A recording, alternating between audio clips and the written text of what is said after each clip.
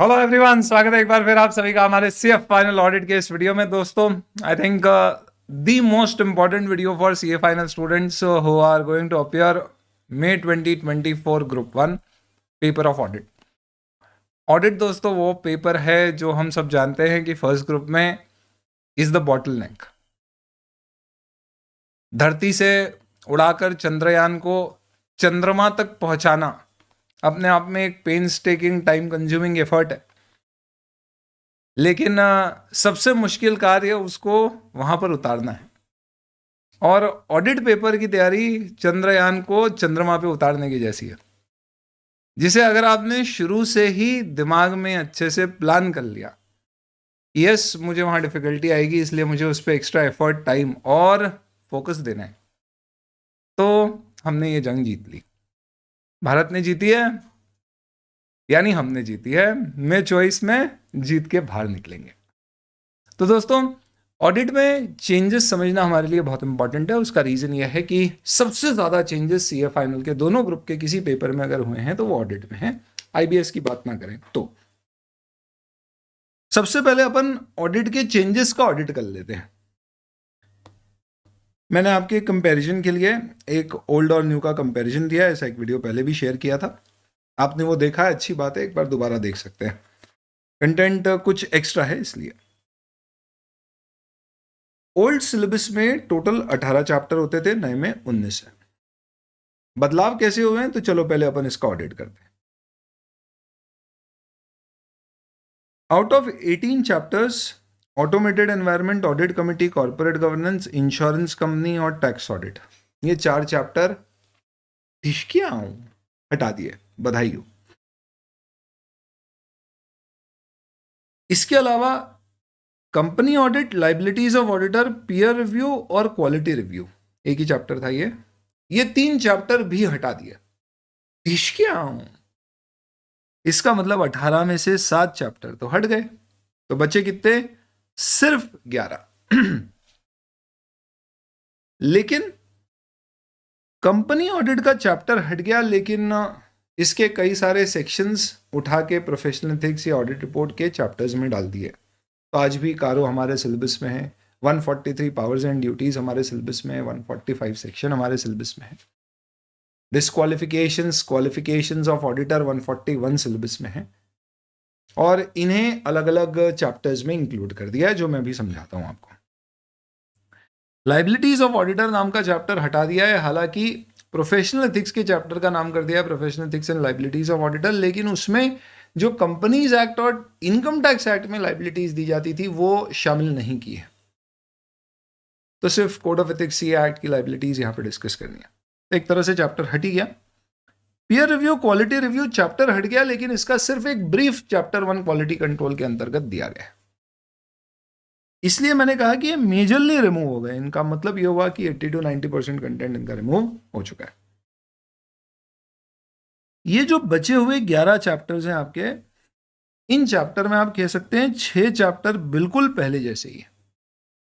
इसके अंदर भी अगर अपन डिटेल में ऑडिट करेंगे, बिकॉज 99 इज नॉट इनफ, तो हम पाएंगे कि इसमें भी 5 से 10% बदलाव हैं कुछ कुछ चैप्टर में, पर वो सिग्निफिकेंट बदलाव नहीं है। बदलाव का मतलब ये नहीं नए क्वेश्चन ऐड हो गए तो मैंने बोल दिया बदलाव है, क्वेश्चंस तो चेंज होते ही है। मैं कंटेंट की बात कर रहा हूं। पर जो बचे हुए 5 चैप्टर है, जो कौन से मैं बताऊंगा आपको, इन 5 चैप्टर में चेंजेस है। तो ये 11 पुराने वाले हैं, अब इसमें इंस्टीट्यूट ने 6 नए चैप्टर ऐड कर दिए, एकदम नए।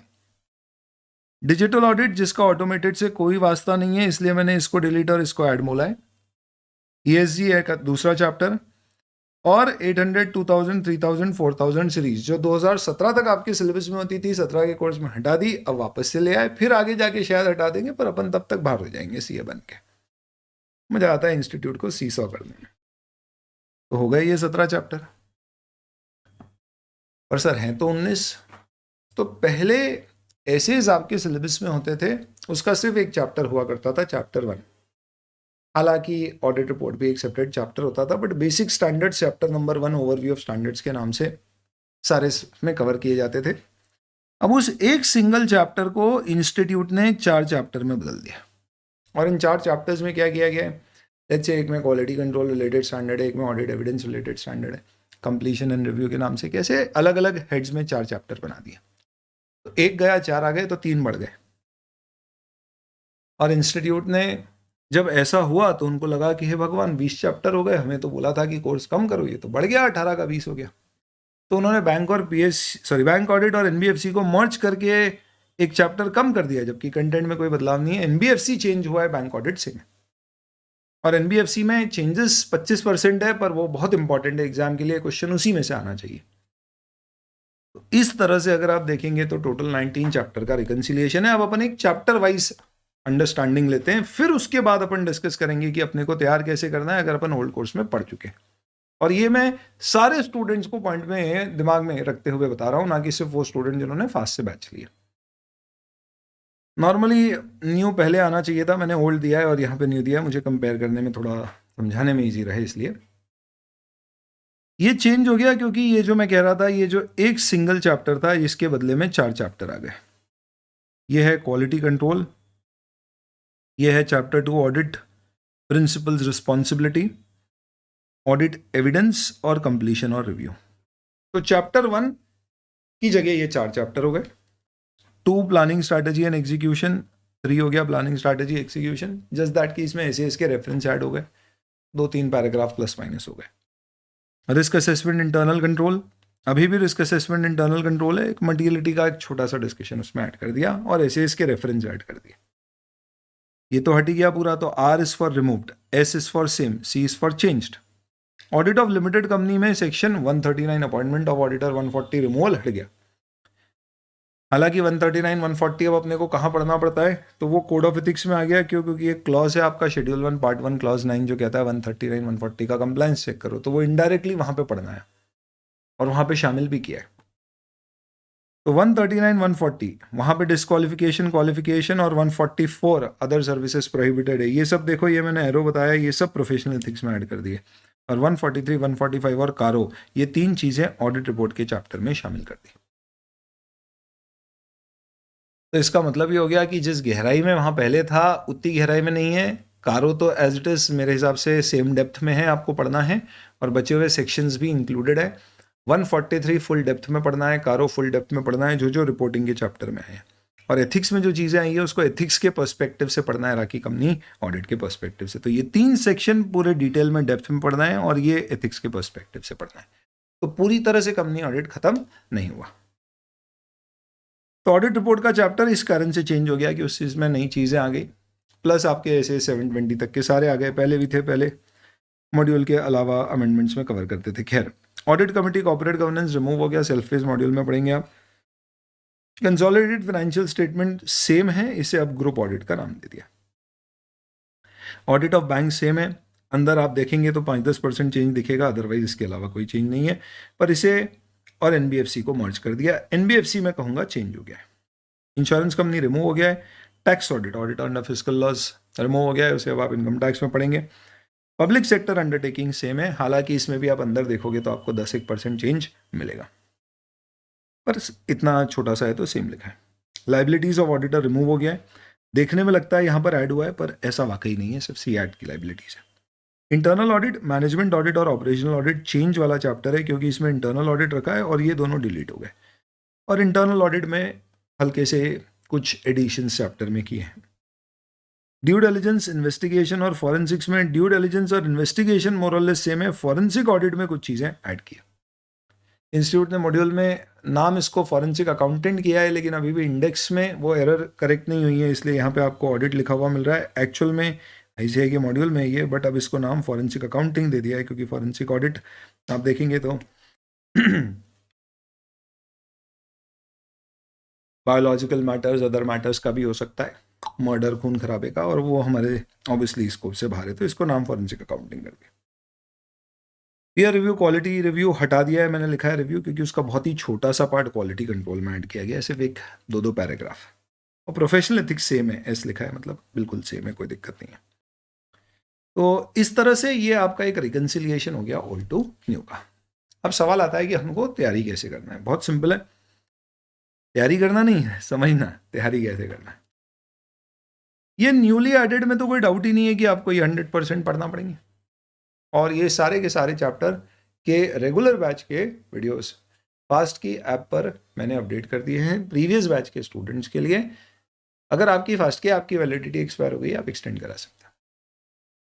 पर सब हम बहुत पुरानी बैच के हैं, तो फिर उस पर्टिकुलर केस में क्या होगा, आने वाले समय में यूट्यूब पर रिविजन वीडियोस भी आएंगे जिसमें समय लगेगा, लेकिन पावर बैच भी है जो आपको फ्रीली एक्सेसिबल है, जिसके बारे में मैं आखिरी में वीडियो में बताऊंगा।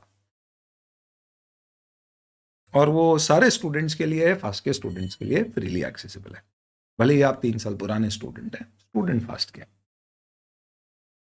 6 पूरे तरह से पढ़ना है। और सबसे बड़ी टिप आपको चाहिए ऐसे बेस चैप्टर में मेरी तरफ से, आपने पहले ऐसे बेस चैप्टर को स्टैंडर्ड्स के अनुसार पढ़ा है, आप उससे कंफर्टेबल हैं, आप उसी स्ट्रैटेजी पे स्टिक रहिए, आपको बदलने की कोई जरूरत नहीं। बस ये ध्यान रखिएगा कि उस स्ट्रैटेजी से पढ़ने में आपको फायदा ये है कि आपने जो पढ़ा है आप उसी को फॉलो कर रहे हैं और स्टैंडर्ड में कोई बदलाव नहीं हुआ है, तो एग्जाम पॉइंट ऑफ व्यू से कोई दिक्कत नहीं होना चाहिए। बट भी ऐसा संभव है कि आप कई चीज़ें ज़्यादा पढ़ रहे हैं और हो सकता है कुछ चीज़ों को आप थोड़ा बहुत वैसे नहीं पढ़ रहे जैसे अब मॉड्यूल में दिया गया, क्योंकि स्टैंडर्ड में कोई चीज़ लेट्स से फॉर एग्जाम्पल ऐसे एक्सप्लेन की गई है, तो हो सकता है मॉड्यूल में उसके इतने ही पॉइंट और एग्जाम में शायद इतने ही एक्सपेक्ट करेंगे। उस पर्टिकुलर कॉन्टेक्स्ट में हमें क्या करना चाहिए, सर आप मुद्दे की बात बता दो बस और कुछ मत करो, तो इसका जवाब ये है, आपने एसेज अपने तैयारी कर रखी है और आप उससे कंफर्टेबल हैं, स्टिक टू दैट। मान के चलिए कि आप जो पढ़ रहे हैं वो हो सकता है 20% एडिशनल पढ़ रहे हो कहीं ना कहीं कंटेंट को, कहीं कुछ ऐसा भी हो सकता है कि कुछ जगह आप आंसर थोड़े से ज़्यादा इलेबोरेट लिखेंगे इन कंपैरिजन टू आप जो इंस्टीट्यूट के मॉड्यूल में दिए हैं, क्योंकि पहले आपको एसेज बेयर से पढ़ने को कहते थे, अब कहा है बेयर तो आपके कोर्स में है, लेकिन अब हमने चैप्टर में ही दे दिए हैं स्टैंडर्ड, तो आप यहाँ पे स्टिक कर सकते हैं अपने आप। पर्टिकुलरली कुछ एसेज अगर आप देखेंगे तो उसमें इंस्टीट्यूट ने कंटेंट दिया ही नहीं है, सिर्फ चार्ट दिए, audit evidence completion and review, primarily 500 series, और उन्होंने कहा है कि हम कोई थ्योरी क्वेश्चन नहीं पूछेंगे, प्योर एप्लीकेशन बेस्ड क्वेश्चन पूछेंगे। तो वहां पे और ज्यादा हो सकता है कि आप वो पढ़ेंगे अप्रोच से जाएंगे तो थोड़ी थ्योरी है तो आप ज्यादा पढ़ेंगे। उसके बावजूद भी मैं कहूंगा you can stick to that particular approach, there is no major issue. लेकिन आपने अभी पढ़े ही नहीं है, या बहुत पहले पढ़े थे भूल गए हैं, या अब आप वैश पढ़ना चाहते हैं, आप चाहते हैं कि भाई I don't want to take any single % chance with audit, then you should change your strategy and then you should follow standards through the modules. इसका रीजन एक और है, और वो ये है, इंस्टीट्यूट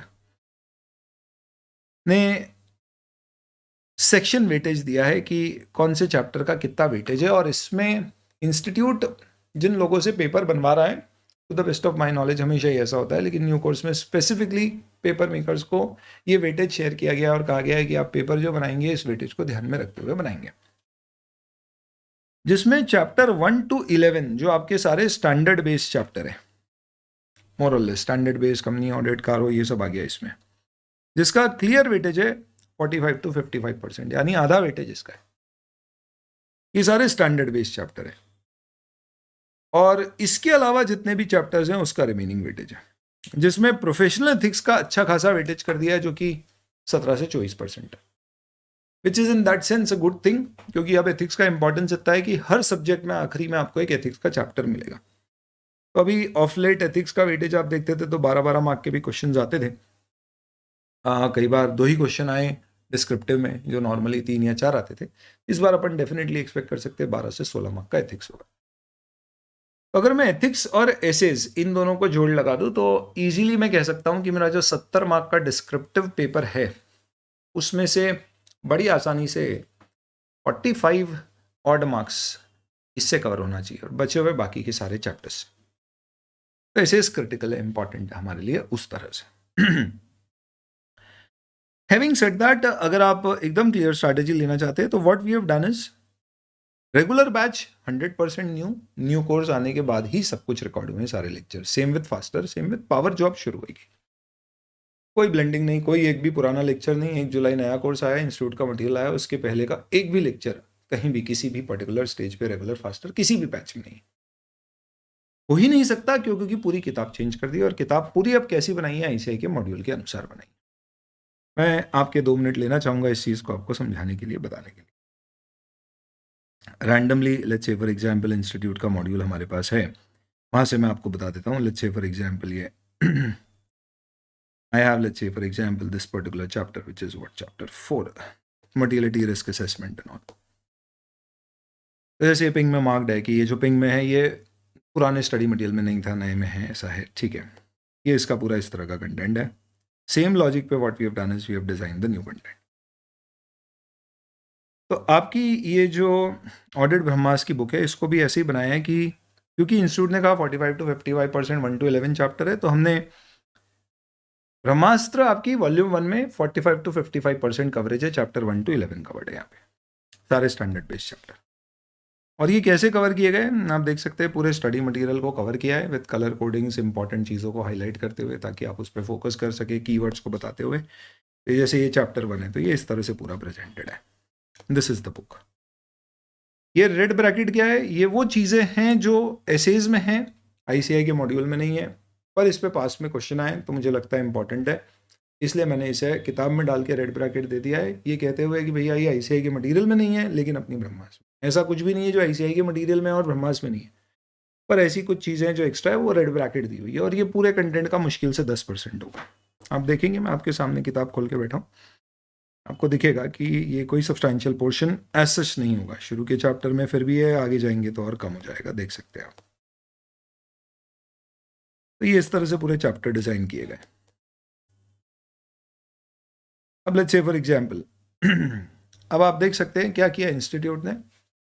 रैंडमली एक चैप्टर 3 आया तो इंस्टीट्यूट ने कुछ स्टैंडर्ड्स यहाँ पे उठा के इन चैप्टर्स में डाल दिए. तो ऐसा नहीं है कि चैप्टर 1 में 200 सीरीज है, 2 में 300 सीरीज है, उन्होंने रिलेटेड चैप्टर्स को कनेक्ट करके इस तरह से चैप्टर्स बनाए. तो यहाँ पे ये वाले सारे स्टैंडर्ड्स आपके कवर होते हैं. फिर मैं आता हूँ आपके चैप्टर 4 पे, which is just the study material chapter which you are referring to. तो इसको क्या किया है, उसी लॉजिक पे जैसे आपके मॉड्यूल में दिया गया है यहाँ पे डिस्कस किया गया. तो materiality, risk assessment, identification of risk, कोई इंपॉर्टेंट चार्ट है तो वो, ये सारी की सारी चीज़ें सेम इस लॉजिक से. Materiality, identification of risk, risk component, obvious सी बात है, इसको समराइज किया गया, पूरा का पूरा कंटेंट एज इट इज नहीं लिया गया. तो अब ये पूरा content including all the standards ICAI के स्टडी मटेरियल के हिसाब से बना लिया गया. तो अब आप इससे पढ़ रहे हो तो know you are rest assured कि हाँ ठीक है, ये मेरी कवरेज है, मुझे इसको एग्जाम में इसी तरह से कवर करना है. इससे आप जो पहले पढ़ते थे उससे डेफिनेटली आपकी कवरेज कम हो जाएगी, आपको कम पढ़ना पड़ेगा. प्लस प्रिसाइसली वही पढ़ना है जो एग्जाम में लिखना है, क्योंकि अब एसेज ओपन एंडेड नहीं है जैसे पहले होते थे. मैं ये नहीं कह रहा कि इसके बियॉन्ड क्वेश्चन नहीं आ सकता, और कुछ अटेम्प्ट के बाद ही पता पड़ेगा, बट नेवरदलेस नॉर्मली इंस्टीट्यूट का मॉड्यूल है तो स्टिक करेंगे. तो नंबर 1 आपकी अप्रोच क्या होना है, 6 चैप्टर नए पूरे पढ़ना है. एसेज की मैंने आपको दे दिया, डिसीजन आपका है. और इनके अलावा जो बचे हुए चैप्टर है उसमें आपको क्या करना पड़ेगा, तो जो चैप्टर आपके पहले जैसे ही हैं, जिनमें कहीं कोई चेंज है ही नहीं, उसमें तो कोई प्रॉब्लम नहीं है, आप पुराने कंटेंट जैसे भी पढ़ा है आपने वैसे पढ़ लें. और जिनमें भी हल्के फुल्के चेंजेस हैं उनके यूट्यूब पे रिवीजन वीडियोस आएंगे, आप वहाँ से या पावर बैच से कवर कर लें. बाकी ऐसा नहीं है कि उसके चेंजेस इतने सिग्निफिकेंट है कि आपको बहुत दिक्कत देने वाले हैं या कुछ है. यानी 6 चैप्टर प्राइमरीली आपको नए करना है, ऐसे की अप्रोच आपको डिसाइड करनी है, बाकी रिवीजन वीडियोस के थ्रू मैनेजेबल है. आप चाहते हो सर मैं तो एकदम बढ़िया सब कुछ फ्रेश कर लूँ, क्योंकि मैं ये बैंडेड अप्रोच नहीं चाहता कि भैया फट गया है और सील के हम क्या कर रहे हैं, उसी कपड़े को बार बार पहन रहे हैं. तो उस केस में आपकी अप्रोच ये होना चाहिए कि अगर आपको समय परमिट करता है, and I am not saying कि आपके ऑलरेडी पढ़ाई हो चुकी है तो आप इसको रिकमेंडेड है, बट लेट्स से आपका एक ही ग्रुप है, आप समय देना चाहते हैं extra, then in that case फिर आप नई बुक सब्सक्राइब करके उसको फ्रेश पढ़िए. बेस्ट तरीका पढ़ने का क्या होगा तो मैं अब आपको बैचेस के बारे में बताता हूँ. Regular batch 46 lecture all fresh lectures के साथ हमने पूरी coverage with all the questions, study material plus पुराने क्वेश्चन जितने रिलेवेंट है सारी क्वेश्चन बैंक में ऐड करके, जो इररिलेवेंट है सब डिलीट करके fresh question bank along with MCQ practice in the class with a lot of real life example which help you not just to understand the whole subject conceptually but remember it through examples, not just mnemonics.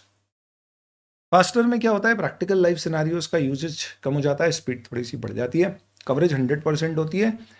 आम जनता इसे exam oriented batch कह सकती है, जिसे हम faster कहते हैं, क्योंकि हमारे लिए रेगुलर मतलब 100% क्लास में हुआ. फास्टर में क्लास में ही होती है सारे कंसेप्ट, पर क्वेश्चन आंसर सारे क्लास में सॉल्व नहीं होते, थोड़े से होते गाइडेंस पॉइंट ऑफ व्यू से बस. Which is 50% of the regular batch.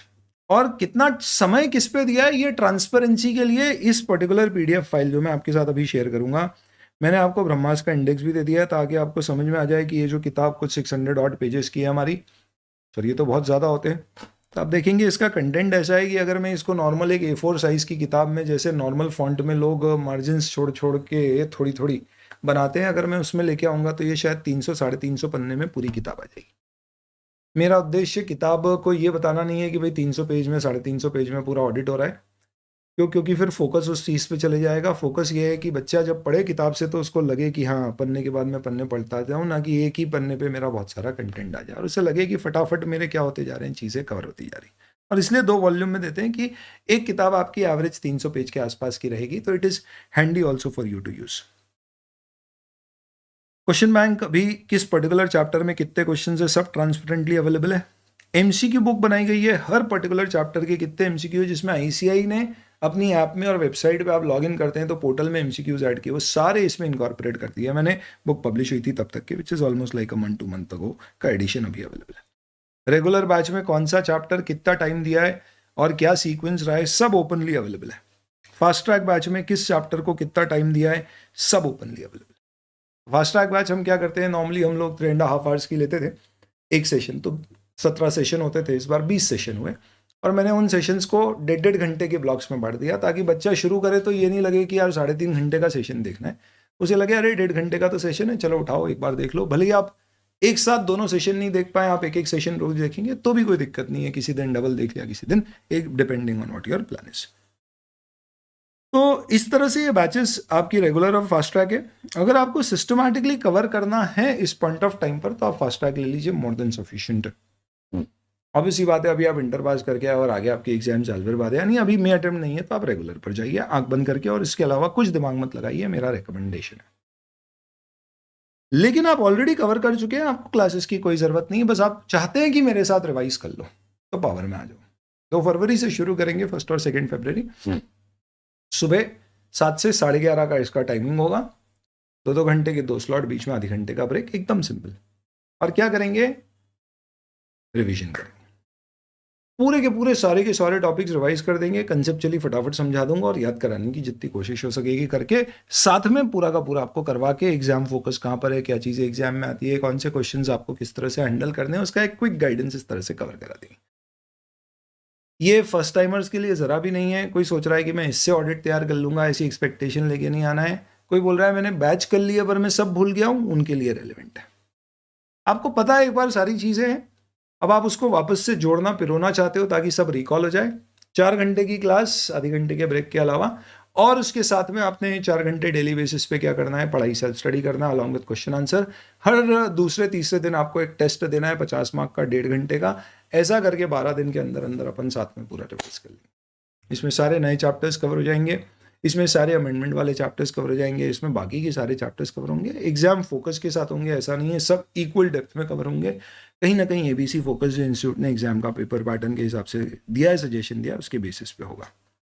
ये मैंने रेड ब्रैकेट में आपके साथ शेयर कर दिया है कि किस पर्टिकुलर चैप्टर का इंस्टीट्यूट ने क्या वेटेज प्रिस्क्राइब किया। तो ये आपको एक एबीसी गाइडेंस दे देगा, क्योंकि ऑडिट में इतने चेंज है तो पास्ट पैटर्न आपको एबीसी मुझे नहीं लगता मदद करेगा। We should not get into that past pattern based ABC. Power batch होगी किससे, ये बड़ा ही इंटरेस्टिंग क्वेश्चन है, तो let's come to the books. Comprehensive study करना है, एक किताब जिससे अभी से पढ़ के आखिरी तक आप पढ़ते रहो, एग्जाम में जाके उसके बेसिस पे आंसर लिख दे, ब्रह्मास्त्र इज इनफ। आपको लगता है सर ब्रह्मास्त्र थोड़ी सी मेरे लिए ज़्यादा बल्कि हो जाएगी, बहुत सारी चीज़ें, और मुझे तो बस क्रिस्प चीज़ें याद रखनी है दोस्तों, तो बधाई बधाई बधाई, जी हाँ, आपके करण अर्जुन आ रहे हैं, ड्रोन चार्ट्स आ रहे हैं। और बैच हम ड्रोन चार्ट से कवर करेंगे दोस्तों। ड्रोन चार्ट्स कुछ भी नहीं है, ब्रह्मास्त्र का ही चार्ट फॉर्मेटेड रूप है, जिसमें हम चीज़ों को, इनफैक्ट ड्रोन चार्ट के बारे में आप किसी से भी पूछ लो, आपके किसी भी सीनियर से वो बता देंगे। इस बार की AIR 1, जिसका 5 मिनट का एक छोटा सा इंटरव्यू आप देखिएगा, जिसने उसने कहा, फास्ट ट्रैक बैच का स्टूडेंट था वो, Madhur Jain, and he said he took our audit fast track batch and he said specifically कि मेरा अच्छे से सारा कुछ कवर हो गया फास्ट ट्रैक बैच से। क्वेश्चन बैंक मैंने फॉलो करी, विच वॉज वेरी कॉम्प्रिहेंसिव, जिसमें सब कवर्ड था, and I referred to the material. आप लाइन से पिछले जितनी बैचेस के देखोगे, सबके इंटरव्यू सुनोगे, सब बोलते हैं कि हमने पहले पूरा कंटेंट कवर किया। हालांकि पहले ब्रह्मास्त्र नहीं होती थी, स्टडी मटेरियल होता था, और बाद में ड्रोन चार्ट से रेफर किया। तो ड्रोन चार्ट्स अल्टीमेटली एक बार सब पढ़ लिया फिर उसको समेट देते। तो वो जो पन्नों से चलने वाले लोग होते हैं उनके लिए अगर मैं बोलूँ तो आप यूँ समझ लीजिए कि ड्रोन चार्ट्स पन्नों में तो सबको बीट कर देंगे और इस बार A4 साइज के रखे ताकि हैंडी आपको कैरी करने के लिए। कंटेंट एक पेज में बहुत सारा भरा भी नहीं, बट आप यूँ समझ लीजिए 200-300 पेज मुश्किल से होंगे जिसके अंतर्गत आसानी से आप सब कुछ कवर कर लेंगे पूरे ऑडिट को। कुछ छूटता नहीं है उसमें, बट उसमें क्या होता है ग्रामर और कंटेंट जो होता है वो स्क्वीज कर दिया जाता है। इतना भी नहीं कि पढ़ के समझ ही नहीं आ रहा है पॉइंट किस में लिखना है, वो सब ध्यान रखा जाता है। हम ड्रोन चार्ट लॉन्च किए, अभी तक 6 एडिशन निकाल चुके हैं और ये 7वां होगा। वो सब पुराने कोर्स के थे तो इसको 7th एडिशन की बजाय फर्स्ट कहेंगे, तो वो तरह का लर्निंग का है। तो पावर बैच पूरी ड्रोन चार्ट से होगी, आपको सिर्फ ड्रोन चार्ट सब्सक्राइब करना है, पावर बैच में आना है, उससे कवर हो जाएगा। आपकी इच्छा हो तो आप क्वेश्चन बैंक और MCQ बुक अलग से ले सकते हैं। सर आप रेकमेंड करोगे क्या? ओके, तो मैं आपको MCQs के बारे में बता देता हूँ। ICAI या फास्ट ऐप पे हैं, ऑडिट में पहले भी MCQs थे तो कोई बहुत बड़ा मुद्दा नहीं, आप आपकी चॉइस से कर लो। क्वेश्चन बैंक में डेफिनेटली काफ़ी चेंजेस है, नए चैप्टर आ गए, थोड़े हट गए, तो बहुत सारे क्वेश्चन डिलीट हुए, नए ऐड हुए, तो आप नई क्वेश्चन बैंक जरूर सब्सक्राइब कर सकते हो, बेस्ट रहेगा। इसमें सारे क्वेश्चंस के आपको ऑडियो पॉड मिलेंगे, पर वो रेडी होते होते मार्च हो जाएगा, समय लगेगा उसमें। ऑडियो पॉड यानी हर क्वेश्चन के पास में QR कोड स्कैन करो और मस्त उसका आंसर घर बैठे बैठे सुनो। IBS के लिए ऑडिट में ज़्यादा परेशान नहीं होना है, बस ये डिसाइड करना है कौन सी किताब लेके जानी है। तो आई थिंक ब्रह्मास्त्र या ड्रोन चार्ट कुछ भी ले जा सकते हो, उसमें सारा कंटेंट आपको मिल जाएगा। और अगर आपका ग्रुप 1 क्लियर हो गया है तो आपको सिर्फ एक रिव्यू ले लेना चाहिए एज सच ऑडिट का, पर समय रखना आप उसके लिए थोड़ा कि एग्जाम में पेपर में वो चीज़ आएगी तो आप कैसे मैनेज करोगे। पहली बार आ रहा है तो टाइम अलॉट करना। अमेंडमेंट्स किया हुए हैं, थैंकफुली ऑडिट में लास्ट 1 साल में कुछ भी नहीं है, सिर्फ एथिक्स में थोड़े अमेंडमेंट्स है और NBFC में 2 चैप्टर है जिनमें अमेंडमेंट्स है, जो ऑलरेडी अपनी बैचेस में कवर्ड है, किताबों में कवर्ड है। ये सिर्फ उनके लिए बता रहा हूँ जिन्होंने बैच साल भर से भी पहले कभी ली होगी, वो इसे कैसे मैनेज करें। फास्ट ऐप में आपके सारे के सारे 6 चैप्टर्स जो ब्रह्मास्त्र के हैं नए, उसके वीडियो शेयर कर दिए और PDF फाइल शेयर कर दिए। कुछ चैप्टर्स की ओपन PDF टेलीग्राम पर अवेलेबल है। ये पूरी जो मैंने आपको दिखाई है ये सब कुछ मैं आपके साथ टेलीग्राम पे शेयर करूँ, इसे आप फॉलो करेंगे तो अब आपको एग्जैक्टली पता पड़ गया है कि ऑडिट में क्या बदलाव हुए हैं और आपको उसे कैसे तैयार करना चाहिए। मेरा सुझाव होगा कि आप फास्ट टेस्ट सीरीज भी होती है और आपको जहाँ से भी करना है आप एक टेस्ट सीरीज ज़रूर ले लें, जिसमें इंश्योर करें कि नए पेपर पैटर्न के हिसाब से सारे क्वेश्चन हैं, फास्ट की टेस्ट सीरीज में हैं, और कम से कम ऑडिट में 3 टेस्ट दें, 3 रिविजन प्लान करें और समय एक्स्ट्रा दे। एक पेपर सीधे सीधे आपका कम हुआ है तो उसका समय मुझे लगता है एक सब्सटैंशियल पोर्शन ऑडिट को जाना चाहिए।